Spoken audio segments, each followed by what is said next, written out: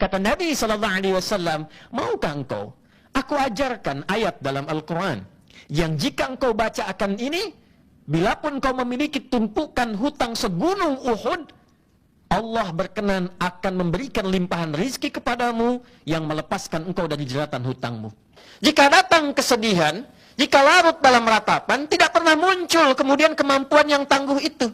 Jadi hal pertama yang diajarkan oleh Nabi, apapun yang menimpa kita, yang terjadi dalam kehidupan kita, bila Allah tetapkan, hadapi. Maka doa yang pertama memberikan motivasi, mengangkat semangat kita, apapun yang ada di hadapan kita, tugas apapun, Allah telah berikan kemampuan pada kita untuk menyelesaikannya jika kita selalu optimis menatap setiap peluang yang ada di hadapan kita. Baru minta sama Allah, ya Allah sudah siap aku sekarang untuk memohon kepadamu, limpahkan rizki kepadaku untuk melunasi utang-utangku dan bebaskan aku dari berbagai tekanan yang menekan dalam hidupku. Saudara, ini mentalitas. Seringkali orang menyampaikan redaksi hadis ini dengan sekedar amalan-amalan ritual verbal. Baca ini pagi, baca ini sore. Anda baca, tapi kalau Anda mentalnya masih lemah, masih pesimis, tidak pernah optimis menatap kehidupan, tidak akan pernah apa yang dijanjikan itu turun. Kata Ali bin Abi Thalib, maukah engkau aku ajarkan satu doa dari Nabi SAW, dari Nabi SAW, bersanad. Maukah engkau aku ajarkan satu doa dari Nabi SAW yang jika engkau baca akan ini, yang kelak oleh para ulama didokumentasikan sebagai doa yang sering dibacakan dalam Jumat, khususnya dalam kesempatan duduk di antara dua khutbah itu. Maka diajarkanlah oleh sahabat Ali bin Abi Thalib radhiyallahu taala anhu.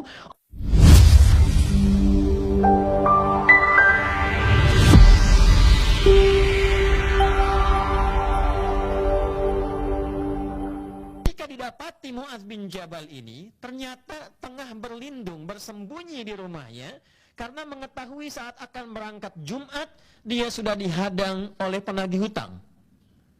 Beliau terjebak dalam satu hutang, kemudian tahu penagih hutang itu menunggu dalam kesempatan Jumat Mu'adz akan keluar dan merasa belum punya kesiapan untuk membayar di hari itu, sehingga menyimpulkan saya menetap di dalam rumah untuk menghindari konflik sebelum menuju ke arah Jumat. Hadirin, yang paling menarik, tahukah apa yang kemudian direspon oleh Nabi SAW? Nabi tidak mencela sikapnya. Nabi melihat keadaannya sesuai dengan porsi dan kondisinya.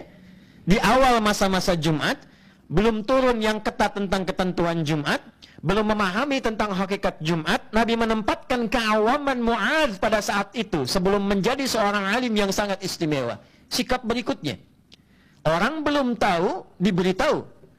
Bukan dicela, bukan dimarahi, bukan dijauhkan, bukan dipersekusi. Maka Nabi datang dengan kecerahan yang luar biasa, dengan wajah yang sangat memikat, dengan keadaan yang sangat luar biasa dan istimewa, dan mengatakan kepada Mu'adz dengan solusi. Bukan dengan celaan, bukan dengan desakan, bukan dengan pertanyaan yang menambah beban, tapi dengan solusi. Kata Nabi SAW, maukah engkau aku ajarkan ayat dalam Al-Quran yang jika engkau baca akan ini, bilapun kau memiliki tumpukan hutang segunung Uhud, Allah berkenan akan memberikan limpahan rizki kepadamu yang melepaskan engkau dari jeratan hutangmu. Maka disampaikanlah kemudian oleh Nabi SAW firman Allah Subhanahu wa taala di dalam Al-Qur'an surah Ali Imran di ayat yang ke-26 dan ayat ke-27. A'udzubillahi minasyaitonirrajim. Bismillahirrahmanirrahim. Qulillahumma malikal mulki tu'til mulka man tasha' wa tanzi'ul mulka mimman tasha' wa tu'izzu man tasha' wa tudhillu man tasha' biyadikal khair innaka ala kulli syai'in qadir. Tulijul layla fil nahar wa tulijul nahara fil layl wa tukhrijul hayya minal mayyiti wa tukhrijul mayyita minal hayy wa tarzuqu man tasha' bighairi hisab.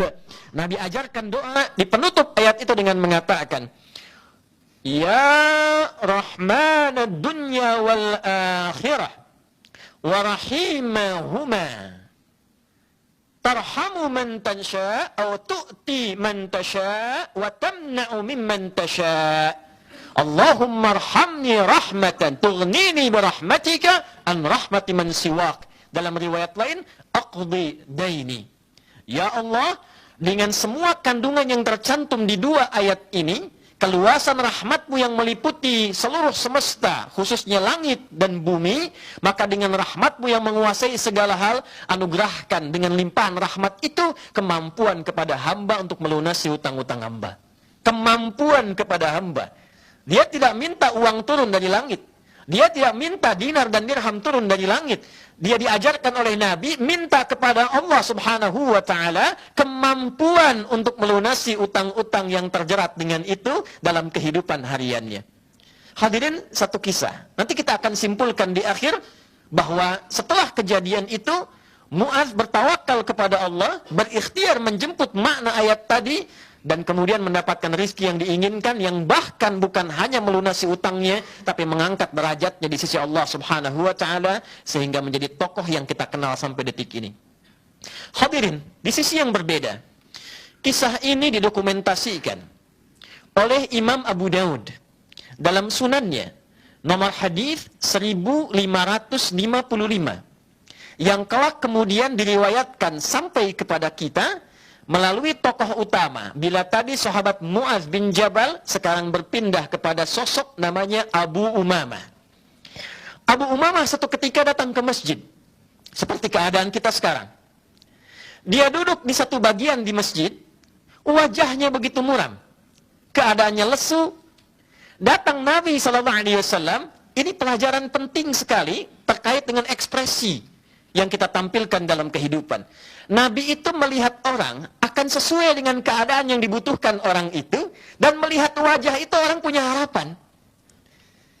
Gimana caranya orang punya persoalan, melihat wajah kita itu tidak menambah beban, dan dia mendapatkan harapan, walaupun belum tentu apa yang didapatkan dari orang itu menjadi solusi. Tapi setidaknya sebagai seorang muslim, bertemu dengan siapapun, bagaimana orang itu bisa gembira, melihat pada diri kita ada kebaikan, melihat diri kita mendapatkan satu harapan-harapan kemuliaan. Tidak pernah didapatkan gambaran dari wajah Nabi Muhammad SAW ketika dipandang oleh siapapun, dilihat oleh siapapun, kecuali mereka gembira memandangnya, mereka punya harapan dalam pandangannya, dan mendapatkan kasih sayang dalam pertemuannya. Itulah ainur rahmah, cara pandang Nabi SAW. Datang dengan senyuman, bertanya Nabi, apa gerangan yang membuat engkau begitu tertekan, sehingga keadaan dirimu begitu layu dan seakan kehilangan harapan? Dia berkata, ya Rasulullah, au bima ma'na, saya tertekan dengan keadaan hutang yang mendera saya saat ini, penuh dengan tekanan. Saya datang ke masjid untuk mengadu. Maka apa yang Nabi sampaikan? Maukah engkau aku ajarkan satu doa? Hadirin, bisa Nabi mengeluarkan dari sakunya untuk mengatakan, pergi, bawa ini, lunasi hutangmu. Tapi apa yang Nabi ajarkan yang lebih istimewa daripada itu? Nabi tidak memberikan ikannya, Nabi memberikan kailnya. Yang kail itu bukan sekedar menjadikan ia tertancap di dalamnya, tapi menautkan dirinya dengan ikhtiar, dengan jalan tawakal kepada Allah subhanahu wa ta'ala. Maka hal pertama yang diajarkan oleh Nabi yang menarik, Nabi katakan, kul, bacalah ini. Allahumma inni a'udzubika minal hammi wal hazani. Wa a'udzubika. Ini bagian yang kedua yang sangat menarik, saudara. Bagian kedua yang sangat menarik, bukan hanya satu part, dua part, sampai kepada tiga bagian part. Allahumma inni a'udzubika minal hammi wal hazani, wa a'udzubika minal ajzi wal kasali, wa a'udzubika minal jubni wal bukhli, baru yang terakhir, part akhirnya, wa a'udzubika min ghalabati daini wa qahri rijal.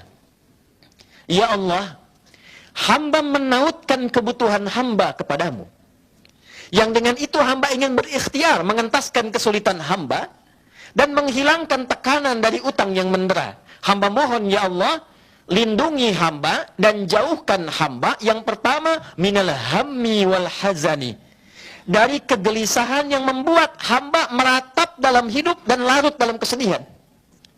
Ternyata saudara, yang diajarkan oleh Nabi, permintaan yang pertama itu bukan limpahan hartanya, bukan uangnya, bukan materi untuk melunasi utangnya. Ada yang lebih penting daripada itu. Kemampuan kita berikhtiar untuk menjemput anugerah Allah dari rizki itu. Jika datang kesedihan, jika larut dalam ratapan, tidak pernah muncul kemudian kemampuan yang tangguh itu. Jadi hal pertama yang diajarkan oleh Nabi, apapun yang menimpa kita, yang terjadi dalam kehidupan kita, bila Allah telah tetapkan, hadapi.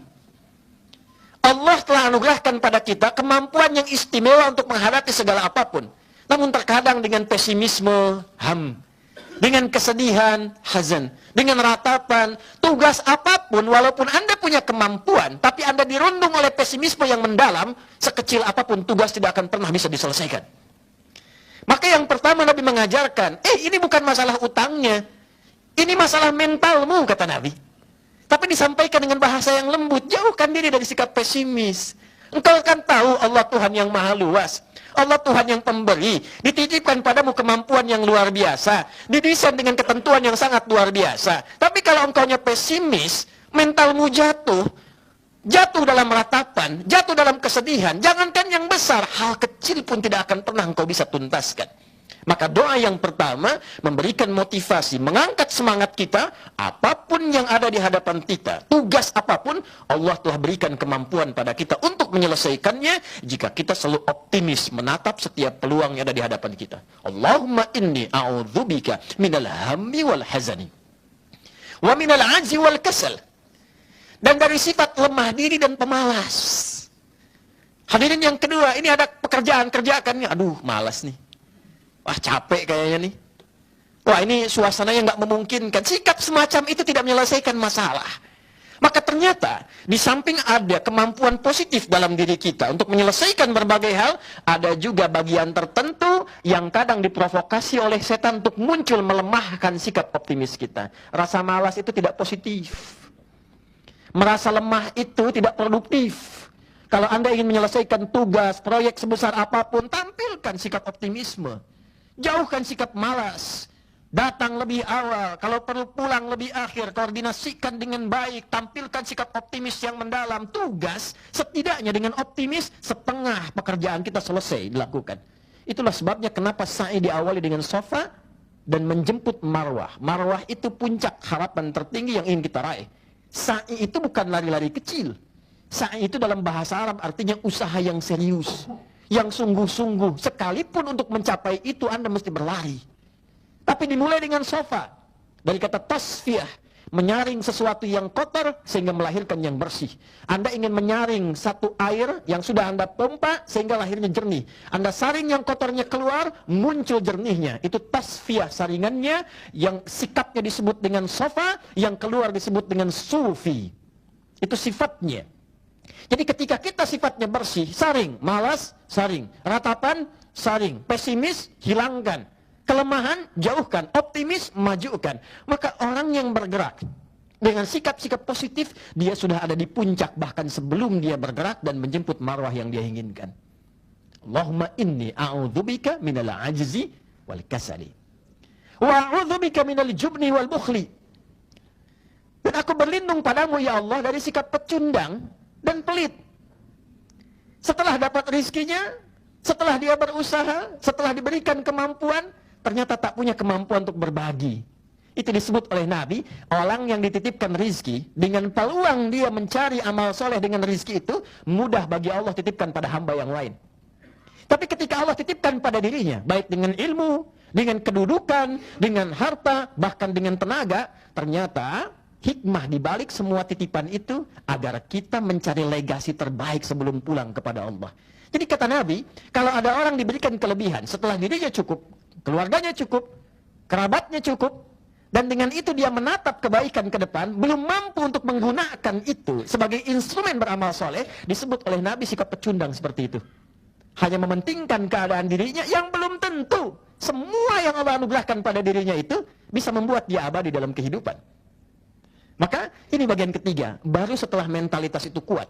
Aku optimis, aku bisa mengatasi masalah ini. Semua tekanan aku tepikan. Sekarang aku menatap masa depan, dan bila aku dapatkan, aku akan jadi pribadi yang lebih baik setelah mendapatkan itu. Baru diajarkan yang keempat. Wa'udzubika minal ghalabati daini wa qahri rijal. Baru minta sama Allah, ya Allah sudah siap aku sekarang untuk memohon kepadamu. Limpahkan rizki kepadaku untuk melunasi utang-utangku, dan bebaskan aku dari berbagai tekanan yang menekan dalam hidupku.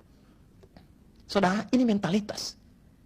seringkali orang menyampaikan redaksi hadis ini dengan sekedar amalan-amalan ritual verbal. Baca ini pagi, baca ini sore. Anda baca, tapi kalau Anda mentalnya masih lemah, masih pesimis, tidak pernah optimis menatap kehidupan, tidak akan pernah apa yang dijanjikan itu turun. Kecuali sekedar jadi amalan-amalan rutin. Ibadahnya betul, ada. Pahala ada.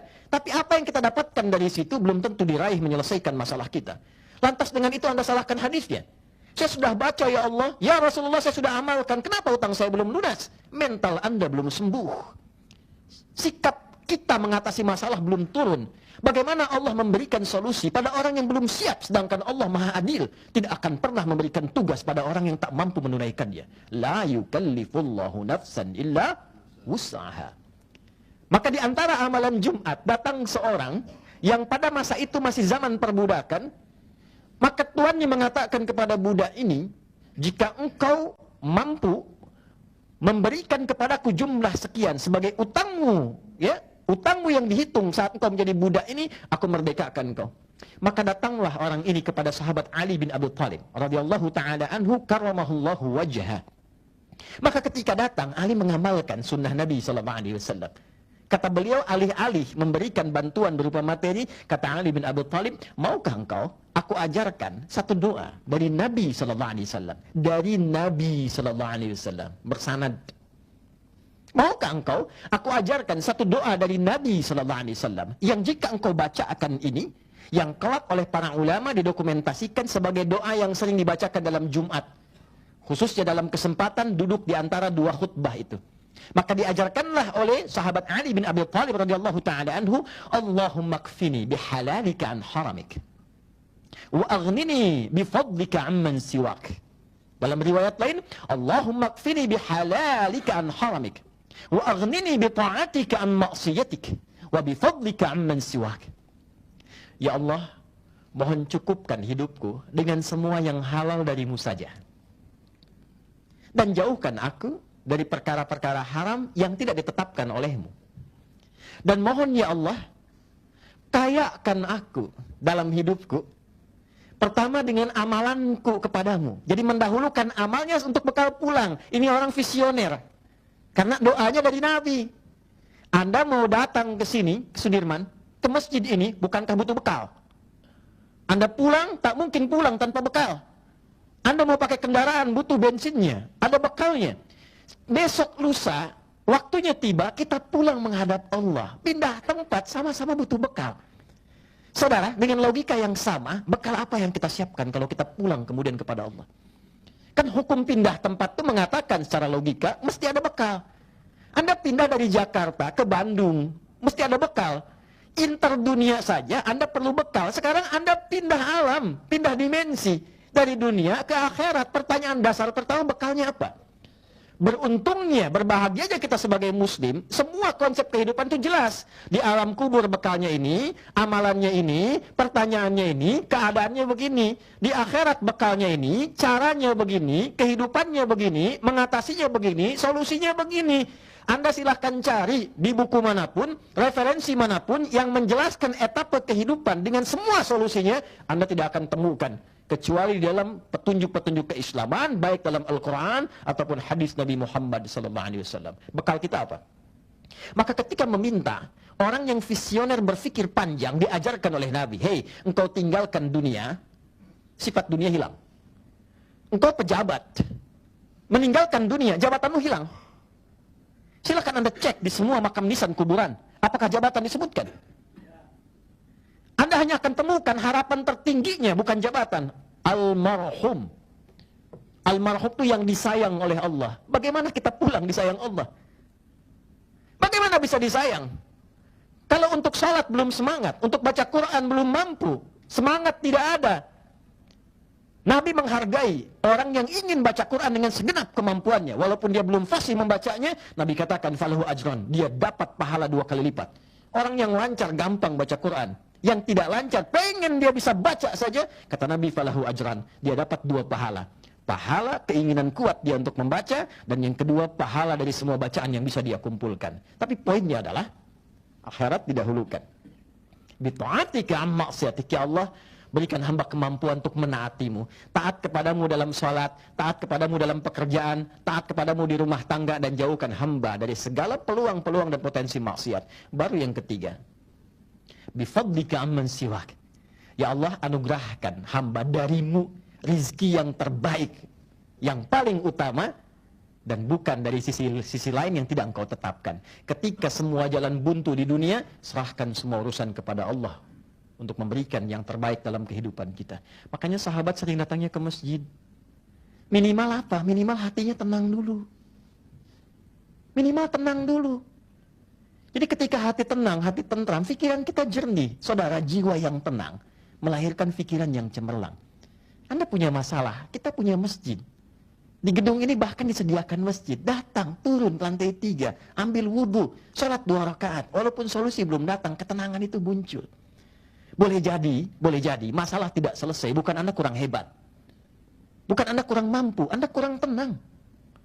Itu yang kita butuhkan. Hadis-hadis ini mengajarkan kepada kita bahwa yang pertama, Islam tidak melarang kita berutang. Tapi lebih menganjurkan kita untuk mengurangi beban-beban kehidupan. Jika tidak dibutuhkan, tidak perlu dilakukan. Tapi jika itu bagian dari tuntutan, tidak mengapa. Asal punya keinginan kuat, komitmen yang sama juga untuk melunasinya. Itulah sikap gentle yang diajarkan dalam Islam. Anda berani minjam, Anda harus bisa berani melunasi. Ketika Anda meminjam, Allah menetapkan, di saat yang sama Allah memberi hukum, dia bisa melunasi. Itu kaidah yang pertama, yang dibangun oleh Nabi SAW, bahkan Nabi pun berutang. Nabi pernah berutang dalam bisnisnya, Nabi pernah ditagih bahkan dalam keadaan yang kasar, dan Nabi dengan gentle mengatakan, oh ya, aku punya utang, aku lunasi.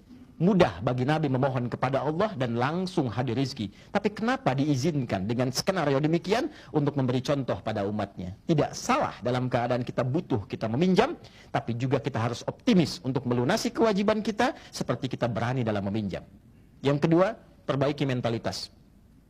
Jadikan setiap apapun dalam pekerjaan kita memiliki rasa optimis dalam diri kita yang paling dalam bahwa ini sepanjang dihadapkan pada saya, bisa saya selesaikan. Ada solusinya, bisa dituntaskan, dan kesedihan itu mungkin datang. Tantangan itu pasti, tapi dihadirkan oleh Allah bukan untuk membuat kita lemah dan pesimis. Tantangan didatangkan kepada kita untuk menguji apakah kita masih serius untuk bisa mewujudkan mimpi-mimpi yang telah kita tenun dari proyek-proyek kehidupan yang telah kita siapkan. Dari mana kita ketahui itu? Sebagai penutup, Al-Quran surah ketiga Ali Imran di ayat 142. Am hasibtum an tadkhulul jannata walamma ya'lamillahu alladhina jahadu minkum wa ya'lamas sabirin. Apa Anda duga begitu mudah meraih kesuksesan? Di dunia pekerjaan Anda ingin sukses? Di akhirat pengen sukses? Semudah membalikkan telapak tangan? Tidak. Kata Allah, walamma ya'lamillahu alladhina jahadu minkum wa ya'lamas sabirin. Sementara belum diketahui pada dirimu kesungguhan engkau untuk mengatasi berbagai ujian kehidupan, untuk menguji engkau apakah serius ingin mencapai kesuksesan itu. Maka jahadu, dia turunan dari 3 kata. Ijtihad, kesungguhan dalam merencanakan. 2, jihad, kesungguhan dalam mengeksekusi di lapangan. Yang ketiga adalah mujahadah, kesungguhan dalam mengatasi gejolak hati. Jika Anda punya proyek, rumuskan dengan benar. Siapkan konsepnya dengan baik, yang terukur, yang runtut, yang sistematis. Setelah itu jangan cuma jadi konseptor, turun ke lapangan, lihat proyeknya, pastikan dengan baik. Tapi ingat, bisa terjadi di lapangan, singgungan itu bukan masalah fisik, bukan masalah pikiran, tapi kadang datang masalah hati, masalah iri hati, masalah saling kemudian ria, masalah kemudian saling mengisi, kadang-kadang muncul dendam dan sebagainya. Nah, kata Allah, kalau ingin sukses, atasi juga itu. Maka satukan jadi bagian keluarga. Anda bekerja satu tempat, jadikan semua keluarga. Jika sudah berkeluarga, maka saling mendukung, saling mensupport, membawa kebahagiaan bersama, dan dengan itulah kita diajarkan dalam Islam ketinggian bersikap sebagai ibadah tertinggi kita kepada Allah Subhanahu wa taala. Barakallahu li wa lakum fil Qur'anil azim wa nafa'ani wa iyyakum bima fihi minal ayati wa dzikril hakim wa taqabbala minni wa minkum tilawatahu innahu huwas samiul alim. Ud'ullaha yastajib lana wa lakum jami'an.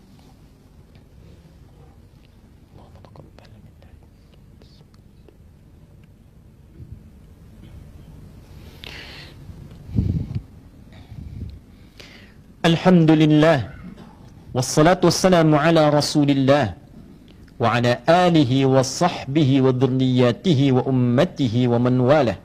Asyhadu an la ilaha illallah wahdahu la syarika lah wa nashhadu anna Muhammadan abduhu wa rasuluhu alladzi la nabiyya ba'dah. Allahumma salli wa sallim wa barik ala hadzal nabiyil karim nabiyyina wa sayyidina Muhammadin al-amin wa ala alihi wa sahbihi ajma'in.